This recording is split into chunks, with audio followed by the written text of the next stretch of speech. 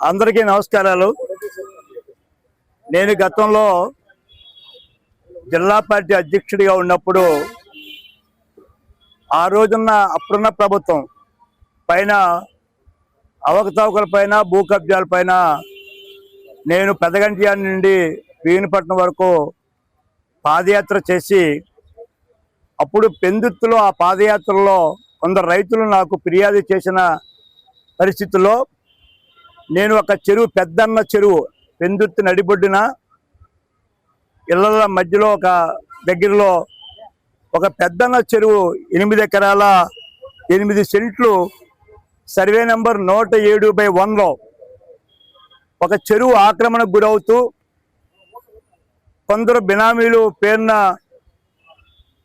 రైతు లేనిదే రైతును సృష్టించి బినామీ రిజిస్ట్రేషన్ జరిగితే ఆ రోజు పాదయాత్ర అప్పుడు నేను అప్పటి కళాంగట్రావు గారు ఒక అబ్జర్వర్గా వచ్చారు. అప్పుడు ఉన్నటువంటి జహీర్ అహ్మద్ గారు ప్రెసిడెంట్గా, నేను ప్రెసిడెంట్గా మే అందరం కూడా ఆ పెద్దన్న చెరువుని విజిట్ చేయడం జరిగింది. విజిట్ చేయనప్పుడు చూస్తే కింద రైతులు ఉన్నారు, చెరువులో నీరు ఉంది. నేను విజిట్ చేసేటప్పుడు ఆయకట్టుదారులు ఉన్నారు అని చెప్పి నేను తర్వాత వచ్చి అప్పుడు కలెక్టర్ జె శ్యామలరావు గారికి నేను ఒక ఫిర్యాదు చేయడం జరిగింది. అయ్యా, ఇక్కడ ఈ చెరువు చాలా రైతులు ఉన్నారు, ఆయకట్టుదారులు ఉన్నారు, ఒక బినామీని సృష్టించి ఆ బినామీ లేని వాడిని సృష్టించి రిజిస్ట్రేషన్ చేశారని చెప్పిన తర్వాత అప్పటి కలెక్టర్ జె శ్యామలరావు గారు విచారణ జరిపి దాని మీద అప్పుడున్న ఆ లబ్ధి ఎవరైతే బినామీ చేసిన వ్యక్తి అందుబాటులో లేకపోవడం, ఆ బినామీ కూడా ఎంక్వైరీకి రాకపోవడం, ఆ రోజు వెంటనే కలెక్టర్ గారు ఆ రిజిస్ట్రేషన్ క్యాన్సిల్ చేయడం జరిగింది. ఆ డాక్యుమెంట్ కూడా రిజిస్ట్రేషన్ డాక్యుమెంట్ కూడా క్యాన్సిల్ చేసి అది ప్రభుత్వ ఆధీనంలో తీసుకోవడం జరిగింది.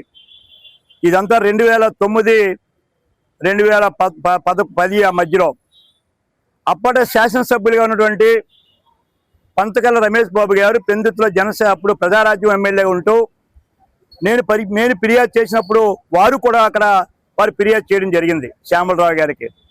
ఏది ఏమైనా మా ఉభయులు తెలుగుదేశం పార్టీ అధ్యక్షుడిగా నేను, శాసనసభ్యుడిగా మన పంతక గౌరవనీయులు ఇప్పుడు ప్రస్తుత శాసనసభ్యుడు పెందుర్తి పంతకల్ల రమేష్ బాబు కూడా కంప్లైంట్ చేశారు.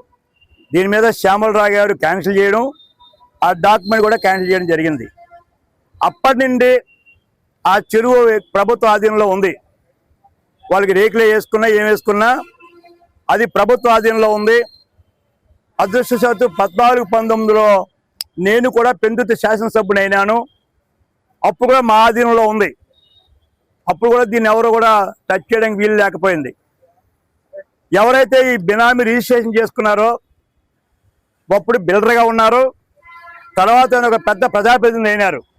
19లో 1924లో ఆయన ప్రజాప్రతినిధిగా ఉండి వాళ్ళ పార్టీ అధికారంలోకి వచ్చింది. అప్పుడు కూడా వాళ్ళ అధికారంలో ఉన్నారు. ఆ బిల్డర్ ప్రజాప్రతినిధి అయినారు. ఆ ప్రజాప్రతినిధి అయినప్పుడు కూడా ఆయన అధికారంలో ఉన్నాడు. కానీ ఆ చెరువు ఎవరు కదలలేదు, ప్రభుత్వ ఆధీనంలో ఉంది. కానీ నిన్న 2 నెలలు బట్టి మళ్ళీ ఆ చెరువుని ఏదైతే మళ్ళీ కాంపౌండ్ వాళ్ళు అప్పుడన్నీ తీసేశారు, గవర్నమెంట్ రేకులు గీకులు వేస్తే మళ్ళా రేకులు వేసి మళ్ళా లోన్ని పని ప్రారంభించారు. నాకు డౌట్, ఎందుకంటే ఎప్పుడైతే పని ప్రారంభించారో కొన్ని వామపక్షాలు కూడా మీ అన్ని టీవీల్లో వచ్చింది, వామపక్షాలు కూడా దాన్ని పర్యటన చేసి ఎన్డీఏ ప్రభుత్వం మీద ఒక నింద వేయడం జరిగింది. వామపక్షాలు తప్పులేదు, నేను వాళ్ళని ఏమి విమర్శిస్తూ అని చెప్పట్లేదు. వాళ్ళు ఏమిటిది, ఇన్ని ఎన్డీఏ ప్రభుత్వం ఉంది, చంద్రబాబు నాయకత్వంలో పవన్ కళ్యాణ్ గారు ఉప ముఖ్యమంత్రిగా, లోకేష్ గారు వర్కింగ్ ప్రెసిడెంట్గా ఇంత చక్కగా అన్ని భూ కబ్జాలు పైకి తీసి విచారణ జరిగితే అర్థం కావటం లేదు. అందుకే ఈరోజు జాయింట్ కలెక్టర్ గారు విచారణ జరుపుతూ ఉన్నారు.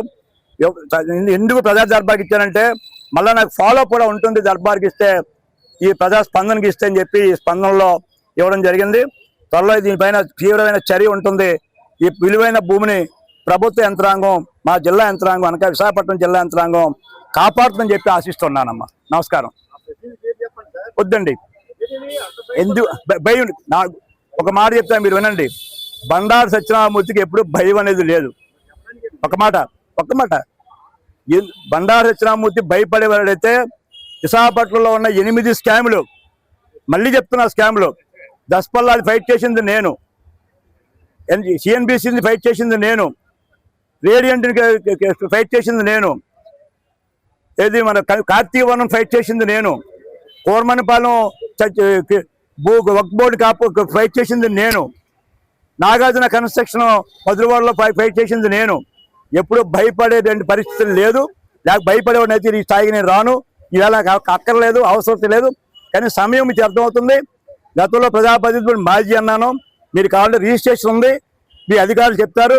వారు ఎవరి పేరు డాక్యుమెంట్ రిజిస్ట్రేషన్ అయింది, ఇంతకాలం డాక్యుమెంట్ ఎందుకు పెండింగ్ ఉందో అధికారులు మీకు చెప్తారు. వివరణ తీసుకోండి.